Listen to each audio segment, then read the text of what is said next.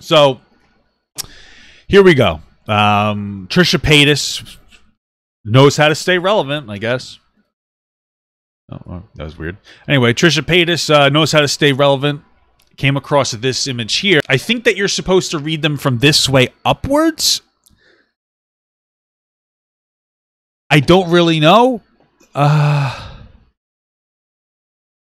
Okay, maybe it goes downwards. I don't know. Anyway, this is what she says. Everyone deserves a comeback, except for James Charles. He's too should be in prison like Austin Jones. In all seriousness, I'm really trying to stop looking for people to fail. All I ever want is for people to be held to the same standard of acknowledging behavior that's shitty. Now, if only Shane can come back with a good old-fashioned conspiracy video, my life will really be happy. Perfect and complete. I, for one, have truly missed David's vlogs. Down to up, I don't care. It works fine that way. I don't care. I find this insane. Because Trisha's the one who canceled David Dobrik.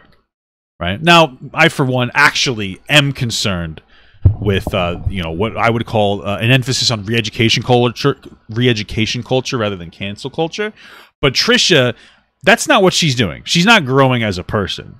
She's not going like, you know what? We shouldn't cancel people anymore. For context, she literally canceled David without any room to re-educate him. So, all of a sudden, she's trying to push this as like, she's so altruistic, and she's like, you know what? I think it's time for us to stop cancel culture. Not because she got canceled or anything, right? Because she's such a good person. But honestly, she's doing this because what she's trying to do is say like, hey, what David Dobrik did was like shitty. Like, it's really shitty. And we're going to have an honest conversation about it after we do this. Talk about this for a second. But like, what she's saying is like, David Dobrik, what he did was really shitty. So if I can make the argument that he deserves a platform, then I must deserve a platform because what I did wasn't as shitty. But the problem is that Trisha's been called out like 40 times, and David Dobrik, I think this is his first real call out. So when it comes to re-education culture, you usually give you somebody a break, and then you educate them, and you're moving forward. Somebody saying that she said she was being sarcastic. False. This isn't being sarcastic. That if she said she's being sarcastic after she said this, it's because she's trying to walk it back because again, she said something that people didn't like, and so she's reacting to that. That if she did actually say she was being sarcastic, that is like objective proof that Trisha doesn't really have any like foundations to stand on. Everybody will have perspectives that don't necessarily align with the status quo. Even people who generally do align with the status quo and truly feel aligned with what is usually palatable. We'll all have a perspective that's like a little bit different, a little bit out there. It takes a little bit to understand why, but it may or may not be wrong. In general, Trisha doesn't do that. She has a perspective, she throws it out there, and then if she gets backlash, she walks it back and as much as possible. So this is an honest, genuine thing that she's saying. Don't pretend like this isn't. Watching this, there's no sarcasm here. Frankly, Trisha, I don't think is intelligent enough for sarcasm because she doesn't even see Ethan's sarcasm. So, it's bullshit. Now, onto the David Dobrik thing. I saw that I brought that up because she brought it up, and this is how I want to bridge into the David Dobrik scenario. I saw the new video he posted after being gone for 2 months. It was like a really cringy, hey guys, I'm a good person. I got a trip to Hawaii for all my friends. I'm such a good guy, remember? Which is so stupid because like they're all rich. So I don't like oh my goodness. You got them a ticket to go to Hawaii? Whoa! They're all rich. You know what would happen if any of us that's watching this right now, if somebody's like, hey, I got a trip for Hawaii, I'd be like, oh, great, I can't go. I have a job. I have to work. Maybe you could have asked me before you got the tickets, because then I could make an arrangement for when I have a vacation or to see if I could take time off, if it's even possible for me to take time off. Because even if you get me a ticket to Hawaii, and even if you pay for the hotel, there's still food costs and transportation. There's a lot. It's an expensive trip. I mean, like, are you paying for all of that? How the hell do I know you? Why are you so? What's going on here? What's our dynamic? So either he didn't really surprise them, and he just got the tickets and he orchestrated it, and then he had them give their fake reactions, because they all had to work, or they're all rich and they can all just decide not to go to work, and because their work is literally just vlogging or I don't know, selling foot pics. Because like the first person he shows was an OnlyFans star. Anyway, as to the David Dobrik situation, there is a conversation that we're not having about that situation. It's very inappropriate. Now, excuse me, because I don't really know all of the names. I think I know David. Jason is the older guy. I think Jason is the older guy. And I don't remember the name of the black guy that was like violated heavily. Do you guys remember his name? The one that got kissed like forcefully? Because I think it's actually Seth. Seth is his name. Okay. Okay. Seth. Okay, so let's have the honest conversation about this situation. This generation of people growing up on social media has been a fucking... it's been a social experiment. It has been an experimentation. Okay? That's the honest truth. There's been no other generation who's grown up so attached to like this weird social media perspective. This social media perspective that puts the best of everybody out there and hides the worst of everybody, creating this really, this delusional perspective of how people should be happy. It has a negative impact on all the viewers because they think that everybody else is always happy, and it makes them feel like, because they're sad at all, that their sadness is profound. And it creates really inappropriate relationships. All right, let me explain. Traditionally, let's compare it to Jackass, because I think there's a reasonable comparison from Jackass to David Dobrik's vlogs, because they did weird, they pranked each other. Jackass was a group of friends that knew each other deeply and understood each other's boundaries, where they could respectably prank each other.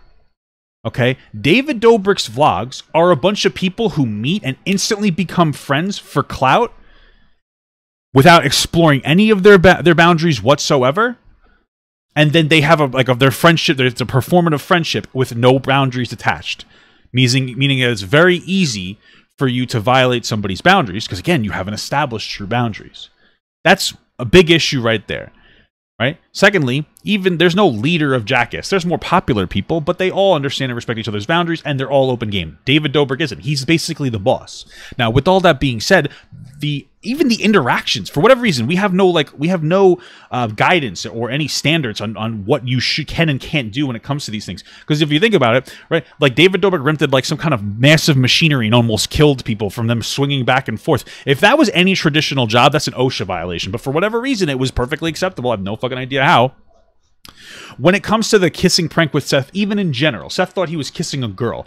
Even that wouldn't have been allowed in a workplace setting. That is sexual harassment, whether you want to do it or not.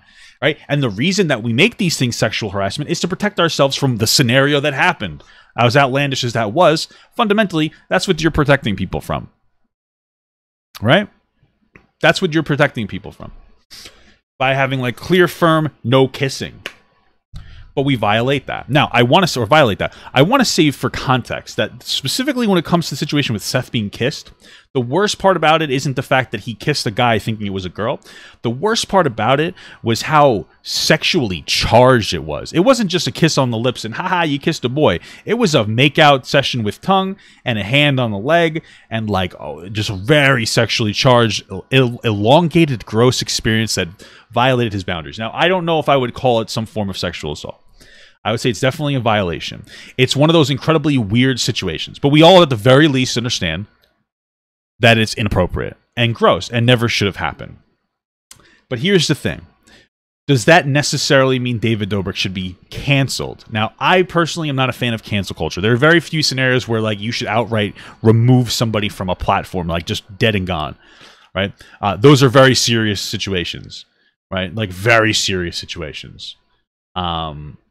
Like if you are an active like sexual predator, that would be an example of somebody who needs to be completely taken off of any app and moved on from, because they're just really disgusting people. However, in this situation, I read this as an entitled young kid who grew up on social media, who got too much power growing up, and somebody who looks to this guy, Jason, what is he, 30 or 40 at the time? legitimate adult man who should know better. And my understanding of the dynamic and what it seems to be is that David looks to him for some kind of moral authority. So you have this child as a boss to people who engages in like kind of abusive relationship with these people that they're instantly friends without setting boundaries, because that's just the performative nature of social media.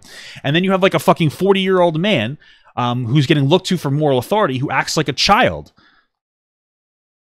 So you have a setup for failure. And just for an example of another thing David Dobrik did that was incredibly inappropriate. I think his friend asked for money one time, and he gave her $300 on the condition that she would like tattoo herself, which is weird to me because when you look, the problem is we look at it through like this telescope of YouTube drama. So it seems almost like a sitcom. Like if that was on Friends, that would be funny. But if you personalize that, think about that. Imagine you asked your friend for money. Hey, I need like some money. I need like $100, bro. I'm really struggling. And they're like, yeah, no problem. I'm just gonna get a tattoo of my face on you. That's really weirdly abusive. Why? Because like if the tattoo's already gonna cost another $100, why are you sinking additional money into a thing just to fuck with me? It's gross. He's 48 now. Jesus Christ. Anyway. You have this really inappropriate situation, and David Dobrik's never been called on it, either because his fans enjoy the type of behavior, adults aren't paying attention to it because it's weird, or he cuts most of it out and just leaves in some of the stuff. Now, we've grown substantially over the past 5 years even, socially, more than I would say most of the generations. I'd say the last 10 years has been more social growth than the past 100 years before it, specifically because of the advent of technology that allows people to communicate across the internet. Right? Different thoughts, views, ideas, perspectives going through. And YouTube in and of itself has been seen as like kind of just an in-the-corner thing that nobody pays attention to. Well, it's 2021, and we paid attention to it. Things start to blow up. And Trisha and Ethan picked this situation up. Now, to be honest with you, the biggest problem I have with this is that the situation was called out, which I think is rightfully so. But it wasn't called out with room for education. And you want to know what? I would say that maybe even I was guilty of that, because I made a video on it a while back, and I emphasized how bad it was. I don't know that I invited a perspective of re-education, which I think comes down to getting caught up in the flow. And that's what kind of happens. And I think that I'm finally at the point where I'm like a mature enough content creator where I listen to what people say, but I don't allow it to invade my core values and beliefs. And so, you know, people get afraid of getting canceled just for saying the wrong thing. So what they'll do is they'll say the socially palatable thing, but they won't say the rest of that thing just out of a fear of getting some kind of a violation, whether people will cancel you. And so it's unfortunate, but Trisha and Ethan led the charge against David Dobrik. They didn't leave room for education. I'm more disappointed in Ethan because he's an actual grown adult. But like I said, that I engaged in a similar practice. So I can't be, you know, too harsh. But what needs to be said is that, like David Dobrik, there was a way for him to come back with an understanding of what he did wrong. And I watched his videos, 2 of them, and from what I remember, the first one was basically just denying that situation ever happened. Yeah, he had his like friend to make a video about how Seth consented to it, and this got into a very complicated conversation about how like he felt forced to do so, because this is almost a Harvey Weinstein-esque situation. You have a boss, I wouldn't say it's as bad, but you have your boss who can give you something if you give him something in return. So he can very easily violate boundaries in order for you to get what you want. Now, of course, you can walk away from the situation if you're uncomfortable, which Seth didn't, but you're caught up in this type of scenario where it's like, hey, I want a pathway to a particular job or a career path, and this is the pathway, so I'm going to do things that go against my moral code or my boundaries just to achieve it. Now, again, you probably shouldn't do those things, but this is kind of the inevitability of life. This is just what happens. It's the same thing as if like a boss asks you for like a blowjob and you say no, they may fire you, and then you're like, fuck, I feel pressured to actually do this thing, which is why we have robust sexual harassment laws. Somebody's asking if the Seth thing was racially motivated. Potentially, because I know in Seth's community, there's not exactly a lot of acceptance in the LGBT community. That goes into a very complicated conversation. However, the mom was like joking about it in like a fun way where she was like, oh man, yeah, it's funny. So I don't know, that the racially motivated aspect might have been like a bit of a stretch. So, you know. Point being, what David Dobrik needs to understand, this was a perfect opportunity to educate people about power dynamics. I don't think David Dobrik did these things maliciously. I think that he just didn't understand because he's a shitty kid. I saw the first one. It was a walkback. His first apology, the first apology campaign wasn't even an apology. It was like, we didn't do anything wrong. After people didn't like that message, He changed it to, I'm really sorry, what I did was terrible. Now, I don't think that he actually understands what he did wrong. It was wrong. I think that he's going through the performative apology pipeline of just saying what you think people want to hear. Well, defending yourself when you think that you're right, and then saying what people want to hear after they call you out, and not actually listening to it. And I think that what ended up happening is we had two choices. You could either think that David Dobrik was innocent because you didn't think he was going to be canceled, or you didn't think he should be canceled, or you thought he was guilty because you did think he was canceled. There was no third option of like, yeah, David Dobrik did a shitty thing. Let's acknowledge why it was shitty, and let's teach people. Because now, here's my biggest fear. David Dobrik aside, what about other people who looked at that situation and went like, oh, this wasn't so bad. Who cares? Fundamentally, this is an abuse of a power dynamic type of a situation where somebody in charge is able to have a lot of control over people beneath them.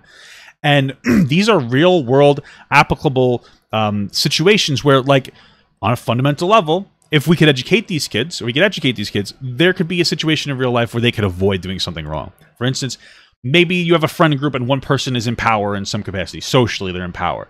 And maybe that person, if they had truly understood what David Dobrik did, maybe they would be more apprehensive about asking people to do things that may be considered abusive. Or maybe there could have been somebody who watched those videos that wasn't in power, but they noticed the power dynamic in their group, and they're like, you know what, now they would be more inclined to protect themselves from that person abusing their power dynamic, and they could walk away and say, hey, you're doing a wrong thing, I'm going to disconnect. So that's my thing.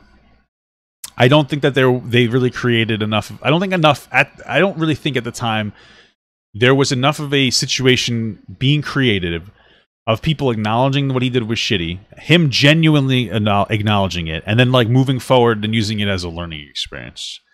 It felt more like a kind of a bloodthirsty cancellation. And maybe that was attributed to the fact that things were hyping down from the coronavirus. This is a big deal. People don't really think about it. The coronavirus kept people home, and they were watching more social media. And so there was a lot more attention. And as people started going back to work, less and less attention. And people didn't really realize that. And this was really up at the bursting point, the beginning of this year, when people were really starting to go back to work, the first quarter of this year. People were getting more and more frustrated on social media, like, oh my God, why am I losing followers? Well, it's like, or why am I losing traction? Well, people are going back to work, man. And it created this situation on all social media, YouTube, TikTok, etc., of like trying to cancel people for clout. And being more angry and frustrated and like jumping onto these situations and grabbing onto them as hard as possible. At the end of the day, I don't really care about I don't care about David Dobrik's content. I've never a fan, don't particularly care for it. His content's I watched, so the video I watched, it was not something I would watch again. But I do think that there is a conversation to be had about how we need to focus more on re-education culture rather than canceling people. So that's what I wanted to say about that.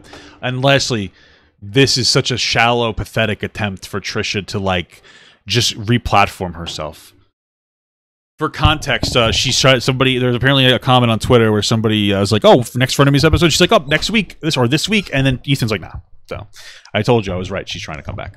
Hey everyone, if you liked that video, don't forget to like, comment, and subscribe. And don't forget to follow my Twitch, Instagram, Twitter, Discord, and TikTok. All links are in the description. Also, check out my Patreon if you'd like to support me even more than you already do. Thank you so much, everyone. I love you all.